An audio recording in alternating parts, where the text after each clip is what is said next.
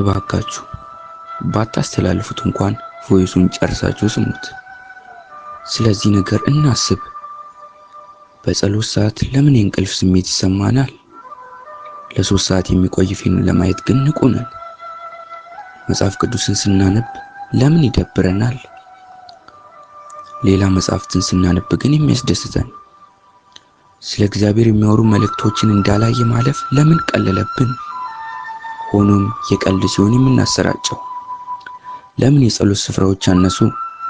መጠጥ ቤቶችና ጭፈራ ቤቶች ሲበዙ። የተለያዩ ዝግጅቶችን መታደም የሚያስደስተን፣ ከእግዚአብሔር ጋር ህብረትን ማድረግ የሚከብደን። ስለዚህ ነገር አስቡ።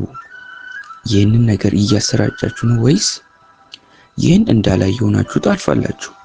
ምክንያቱም እናንተን ደስተኛ ያደርገናል ብላችሁ የምታስቡት ዳይ ስለሆነ። ይህንን ለሁሉም ጓደኞቻችሁ አሰራጩ።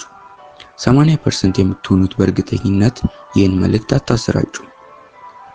እግዚአብሔር አለ፣ በምድር የካዳችሁኝን በፍርድ ቀን እክዳችኋለሁ። ልክ አንድ በር ሲዘጋ ጌታ 2 ይከፍታል። እግዚአብሔር 2 በር ከከፈተላችሁ ደግሞ ይህንን መልእክት ለሁሉም ሰው ላኩ፣ እኔን ጨምሮ። እግዚአብሔር አይፎን ባይኖረው የእኔ ተመራጭ ቁጥር ነው። ፌስቡክ አይጠቀምም፣ ግን ምርጥ ጓደኛዬ ነው። ትዊተር ባይጠቀምም እኔ እስካሁን እከተለዋለሁ እና ያለምንም ኢንተርኔት ኔትወርክ እኔ ግን ከእርሱ ጋር ተገናኝቻለሁ። ቴሌግራም ላይ ባይኖርም ግን ሁል ጊዜ በመስመር ላይ ነው። ይህንን መልእክት አስተላልፉ። እግዚአብሔር ከእናንተ ጋር ይሆናል።